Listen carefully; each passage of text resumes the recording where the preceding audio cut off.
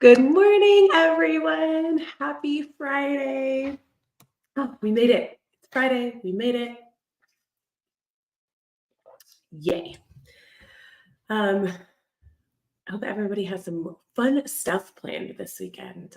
My best friend's getting married, one of my best friends. So as soon as I'm done here, I'm headed down there to help her prep and all that fun stuff. So yeah, I hope everyone else that has some fun stuff planned.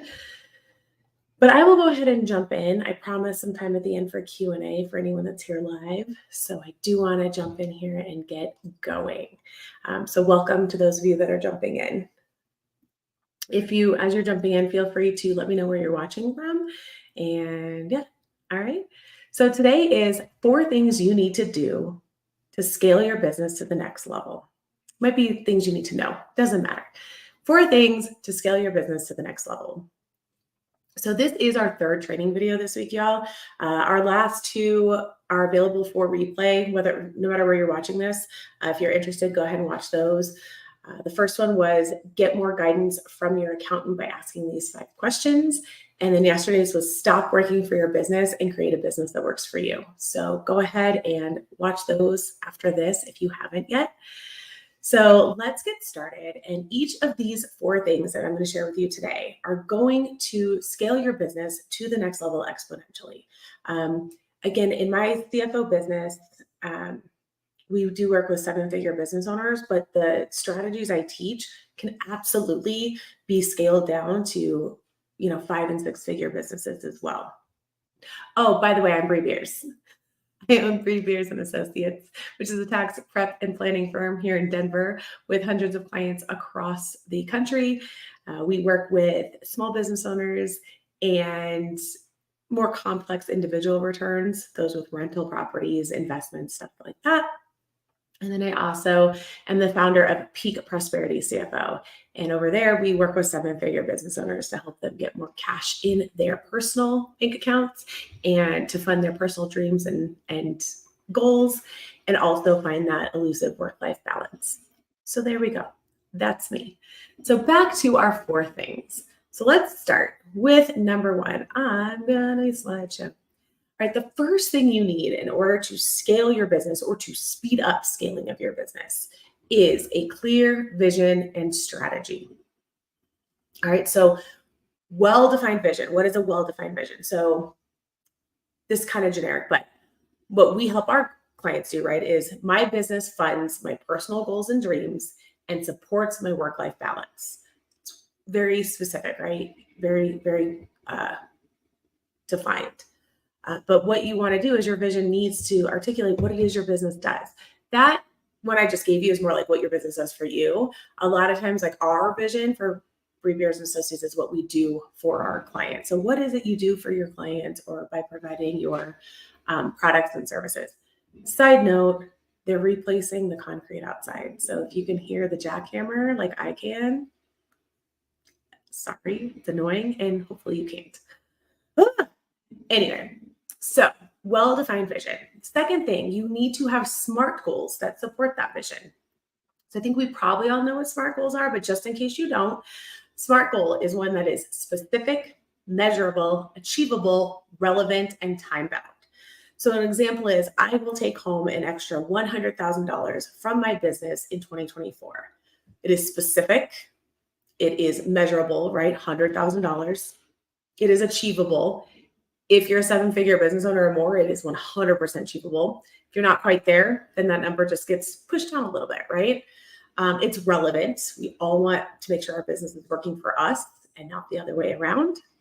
And there we go. Oops, I made my thing too big. There we go. And it is time bound, right?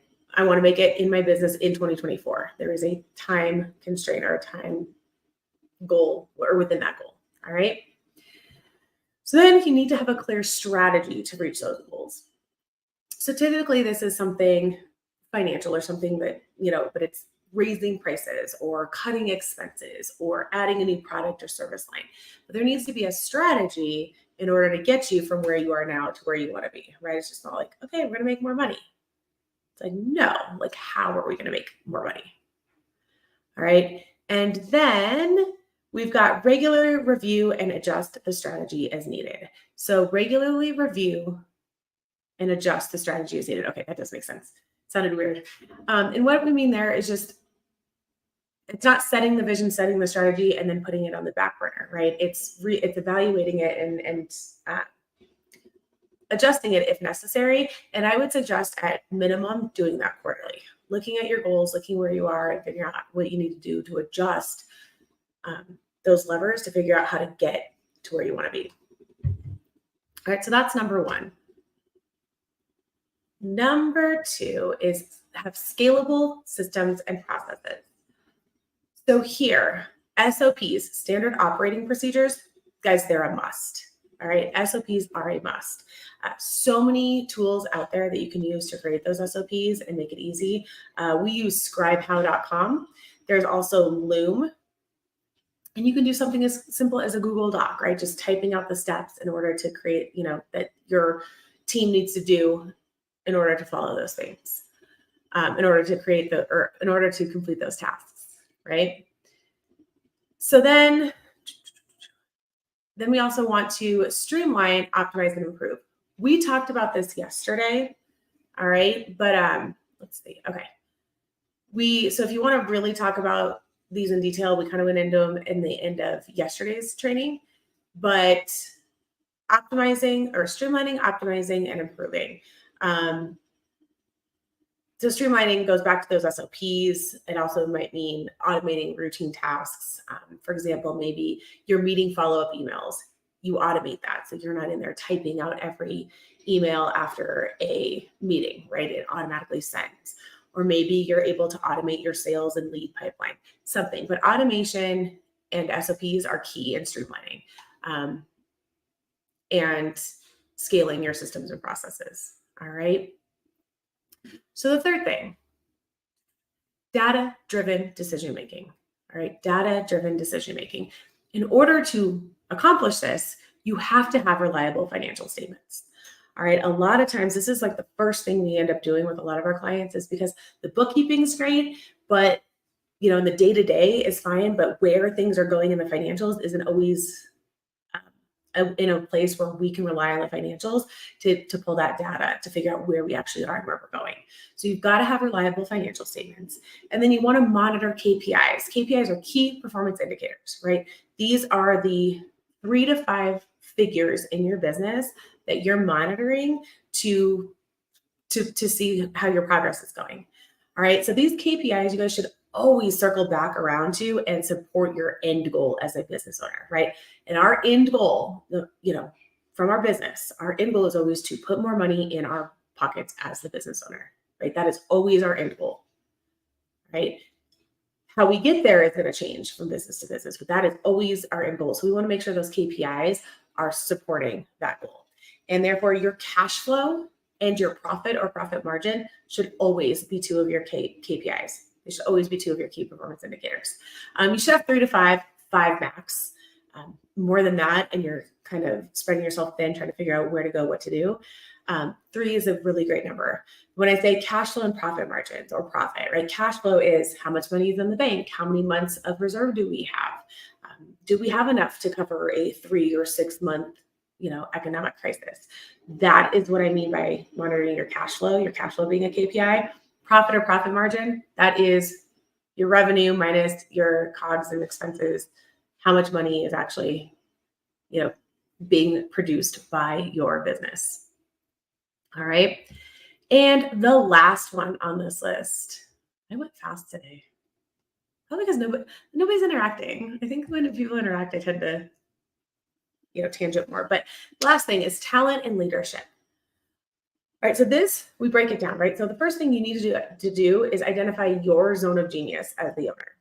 All right, what is your zone of genius? And this should involve doing 1 to 3 tasks max. All right, so maybe, and they should all be money generating activities, right? You should not be doing the bookkeeping, customer service, putting out operations fires. All right, those are tasks that you delegate out, that you hire someone and delegate out. Your 1 to 3 tasks are in your zone of genius, and that's going to be different for everybody, right? But it might be managing people, right? You might be really good at that. I hate it. But you might be really good at that, and that might be where you want to spend your time.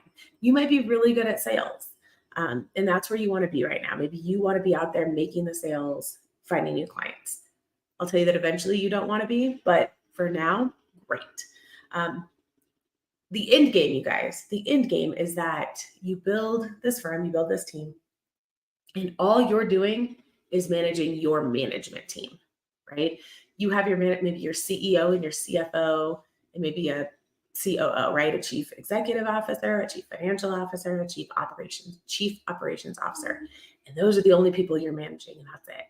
They're managing everything else. They're managing everything else, right? That's truly the end game, right? And in order to do that, what you have to do is pull yourself out of the daily operations. So what I challenge you to do on this step is create a list of everything you're doing, right? Everything you're doing in your business, and circle the 1 to 3 that are in your zone of genius and delegate all the rest. And that might look like hiring, which brings us to this next piece, right? Hire individuals who align with your company's value and culture. All right. A lot of times we are so hell-bent on hiring people with the right skills, right? But it is so much more important, in my experience, in my just everything, right? To hire individuals who align with your company's values, your company's values and culture. Hire the right person, and they can be trained, right? They can be taught how to do the skills, but they need to be cohesive.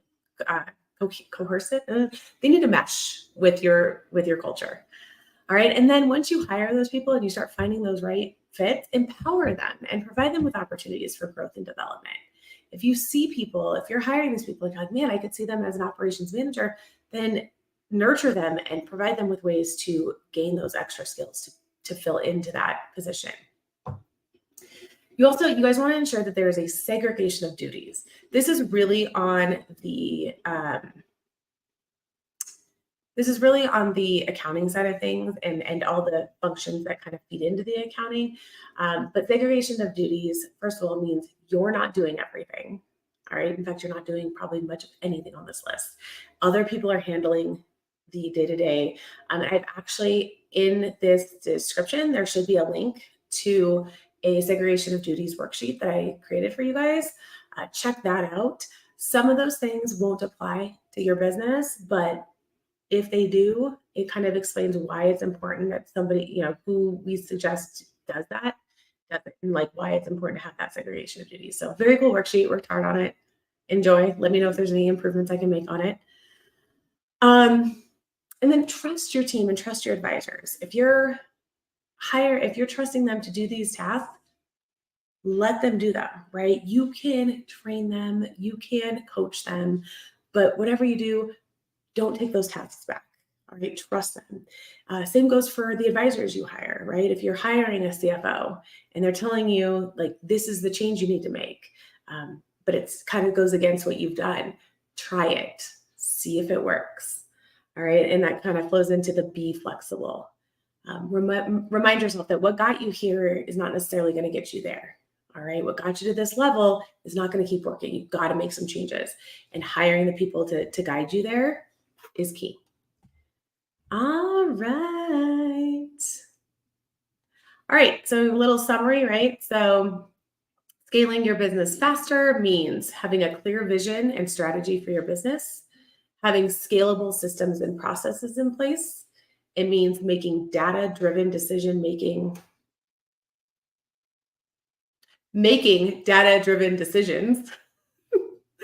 and hiring talent and getting leadership put in place. Right at the bottom, it says, are you a 7-figure business owner struggling to find work-life balance and pay yourself enough for your business? If you are, guys, click on that link. It gives you a little more information about our Fractional CFO program that we have, and we are opening. We're trying to find just a couple more people, more clients to help. Very limited space, but if this is you and you want to know more about it, go check out that page. There's also a link to schedule a call with me if you'd like. That's it. I don't see any questions, so great. So I guess we'll skip the Q&A today. Next week, you guys, Monday, same time, we're going to do the secrets to taking home an extra 6 figures from your 7-figure business. For those of you that aren't 7-figure business owners yet, definitely tune in because really what it is how to take home more money from your business. There might be a few things in there that are 7-figure specific, but it's really going to be for all business owners who just want to take more money home from their business. All right, this was a nice short and sweet one. Great for a Friday. So I enjoyed you guys being here. Thank you for your time. And, message me if you have any questions or anything like that. Thanks, guys. Bye.